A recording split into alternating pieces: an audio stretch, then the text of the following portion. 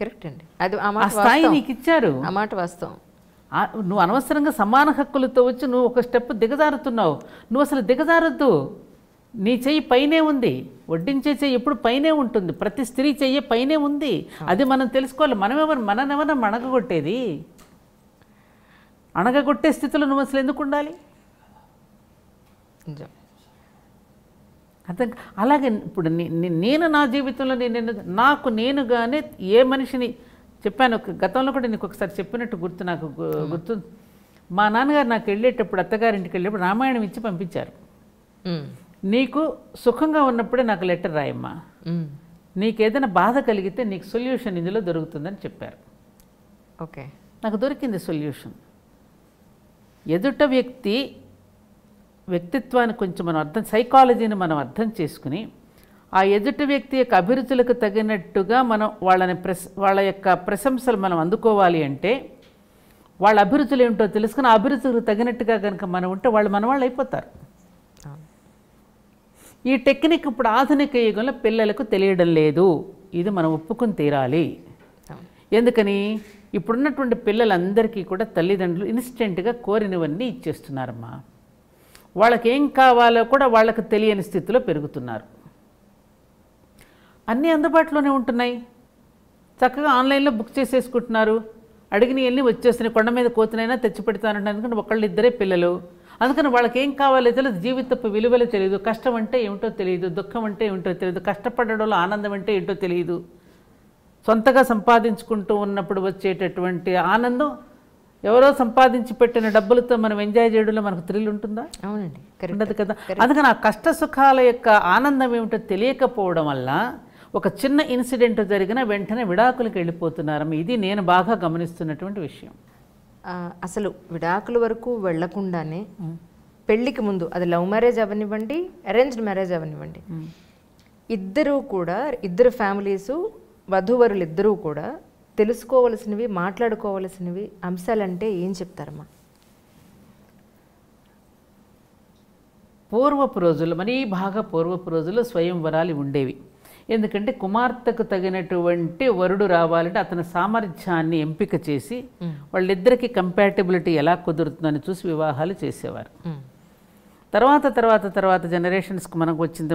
మన పూర్వీకుల దగ్గరికి వచ్చేసరికి, మన తాత ముత్తాతల దగ్గర నుంచి వచ్చేసరికి అప్పుడున్నటువంటి ప్రయాణ సౌకర్యాలు అవి అంతగా లేవు. కాబట్టి దగ్గర బంధువుల్లోనూ, దగ్గర తెలిసిన వాళ్ళ దగ్గర వివాహాలు జరిపేసి వాళ్ళ ఒక జనరేషన్ నుంచి వాళ్ళకి జీన్స్ పట్టి కదమ్మా వచ్చేది. ఏదైనా మన జెనెటిక్ ప్రాబ్లమ్స్ కొన్ని ఉంటాయి కదా, దానిని బట్టి తెలుసుకుని వివాహాలు జరిపేవారు. రైట్. జరిపి అమ్మాయికి జాగ్రత్త తీసుకోవడం కోసం అని చెప్పి ముందుగానే పసుపు కుంకుమలు అనేవారు ఆ రోజుల్లో. ఓకే. ఇప్పుడు తర్వాత అది డౌరీగా మారింది. ఆ పసుపు కుంకుమలుగా అమ్మాయికి ఇస్తున్నాం, అమ్మాయి ఖర్చుల నిమిత్తం అనడం వేరు, డౌరీగా కట్నంగా ఇస్తున్నాం అనడంలో అసలు అక్కడే భావం తేడా వచ్చేస్తుంది. అంటే ఆ అబ్బాయిని కొనుక్కున్నట్టు అయిపోతుంది. అక్కడ డబ్బులు ఇచ్చి మారిపోలా. అదే అమ్మాయిని పసుపు కుంకుమలుగా ఇచ్చి పంపిస్తున్నాం, ఆస్తిపాస్తులు అనేది అక్కడ ఒక పవిత్రమైన ఒక భావన ఉంది. ఆ రాను భావనల్లో కూడా, మన ఆలోచనలో కూడా, మన భాషలో కూడా మార్పు వచ్చింది. ఇక తర్వాత ఇప్పుడు డేటింగ్ వరకు వచ్చేసింది. ముందుగానే వాళ్ళు మాట్లాడుకోవాలి, ఒకరినొకరు అర్థం చేసుకో. నిజంగా వీళ్ళిద్దరూ మాట్లాడుకుంటే ఏ పార్కుకి వెళ్ళో, సినిమా హాల్కి వెళ్ళో నిజంగా వాళ్ళిద్దరిని ఒకరినొకరు అర్థం చేసుకునేంత తీరిక, ఓపిక వీళ్ళకుందా? వాళ్ళు నటిస్తున్నారా? నిజంగా మాట్లాడుతున్నారా? వాళ్ళు చిత్తశుద్ధితో ఉన్నారా? నిజంగా మనపూర్వకంగా మాట్లాడుతున్నారా అనేటటువంటిది ఎంతవరకు వీళ్ళు గ్రహించగలుగుతారు?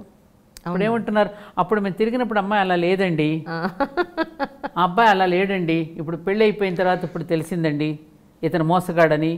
మరి అప్పుడు తర్వాత ఎందుకని అంటున్నారు అంటే ఇక్కడ అవగాహన లోపం ఉందని నీకు అర్థమవుతోందిగా. అవును. కానీ అన్నింటికన్నా మించి మేము ఆ టైంలో వాళ్ళిద్దరి మధ్య ఉండే అట్రాక్షన్ కానీ, వాళ్ళిద్దరి మధ్య ఉండేటువంటి ఒక పొర అనేది నిజాన్ని ఎప్పుడు కప్పిపుచ్చి ఉంచుతుందేమో, కనిపించదేమో నేను అనుకోవడం. నిజాన్ని ఎప్పుడు తర్వాత తెలుస్తుంది. ఇప్పుడు ఆ టైంలో ఏమవుతుందంటే అంజలి, మీరు అన్నట్టుగా ఒక అట్రాక్షన్, ఒక మోహం, ఆ వయసులో ఆ మోహమే, ఆ మోహాన్ని ప్రేమ అనుకుంటున్నారు. మోహం వేరు, ప్రేమ వేరు. ప్రేమ అనేది అనంతమైనటువంటిది. అది కేవలం ఒక స్త్రీ పురుషుడి మధ్య ఉండేది కాదు కదా. అమ్మ చూపించేది ప్రేమే, నాన్న చూపించేది ప్రేమే, ఒక గురువు చూపించేది ఆ ప్రేమ ఎట్లాంటిది? అన్కండిషనల్ లవ్ అది. అక్కడ ఇంకేం ఉండదు, అది అంతులేనటువంటిది. ఇప్పుడు అనుకునేటటువంటి ఈ ప్రేమ అనేది నిజమైన ప్రేమ కాదు, ఇది కేవలం మోహం.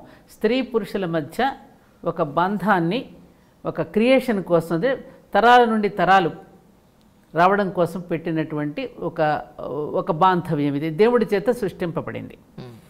ఈ వివాహాలు చేయటం అనేటటువంటి దాంట్లో పెద్దలు ఎవరైతే ఉన్నారో, అటు తల్లిదండ్రులు కానీ, అమ్మాయి తల్లిదండ్రులు కానీ, అబ్బాయి తల్లిదండ్రులు కానీ, ఆ రోజుల్లో అటు 7 తరాలు ఇటు 7 తరాలని ఎందుకనేవారు? ఇందాక నేను చెప్పినటువంటి జెనెటిక్ ప్రాబ్లమ్స్. అవును, ఇది సైన్స్ కూడా చెప్తోందిగా. అవును, వాళ్ళ సైన్స్ కూడా దాని గురించి నొక్కి వక్కాణిస్తుంది కదమ్మా ఇప్పుడు. అవునండి. ఇవాళ ఏమవుతుంది, ఖండాంతరాల వరకు వ్యాపించేసేసి ఇప్పుడు కులాంతర వివాహాలు అవుతున్నాయి, దేశాంతర వివాహాలు అవుతున్నాయి. వివాహ వ్యవస్థలో సంపూర్ణమైన మార్పులు, పెను మార్పులు వచ్చేసాయి ఇప్పుడు. అవును. దానివల్ల ఏమవుతుందంటే వివాహ వ్యవస్థలో ఒక పవిత్రత లోపించింది. జీవితాంతం ఒక బాంధవ్యానికి ఆ విధంగా కట్టుబడి ఒకరికి ఒకరుగా జీవించటం అనేటటువంటిది ఏదైతే ఉన్నదో అది పోయింది, అది మృగ్యమైపోయింది. అందుకని ఇద్దరు నలిగిపోతున్నారు. అవును, ఇద్దరు నలిగిపోతున్నారు. ఇప్పుడు ఆ నలిగిపోతున్న జీవితాలేక మళ్ళీ ఇక్కడికి వస్తున్నారు ఇప్పుడు విడాకులు అంటూ. మేము ఎందుకు నలిగిపోవాలి? నలిగిపోమ్మని ఎక్కడ చెప్పలేదు. కొన్ని చిన్న చిన్న విషయాల్లో మీరు సర్దుకుపోండమ్మా అని చెప్తున్నాం. మరీ పూర్తిగా అమ్మాయిని కనుక హింసించి నానా రకాలుగా ఇబ్బంది పెట్టి అబ్బాయిని కూడా ఇబ్బంది పెట్టి ఇట్లాంటిది ఉంటే ఇక జీవితాంతం నలిగిపోవలసిన అవసరం లేదనేటటువంటిదే పెద్దవాళ్ళు కూడా చెప్తున్నారుగా. అవును, అవును. ఇప్పుడు మనం కూడా చెప్పం కదా, అంతగా నేను హింసించి కొట్టి చంపే స్థితిలోకి ఏదైనా వచ్చి కట్నాల కోసం నేను నానా ఇబ్బందులు పెడితే నువ్వు అట్లాగే పడి ఉండ మనం ఎవరో చెప్పం. దాన్ని ఏదైనా సరిదిద్దడానికి మనం ప్రయత్నం చేస్తాం. అలా కాకుండా మరీ చిన్న సినిమాకి తీసుకువెళ్ళలేదనో, తనకి ఇష్టమైన షర్ట్ వేసుకోలేదనో, లేకపోతే ఇంకోటి ఏదో చేస్తూ ప్రతి చిన్న విషయానికి జరుగుతున్నాయి. ఇప్పుడు కారణాలు కనపట్టాలా నాకు? ఇంకా చాలామంది నేను చూస్తున్నాను కదా, అవునండి, చాలా సిల్లీ కారణాలు జరుగుతున్నాయి.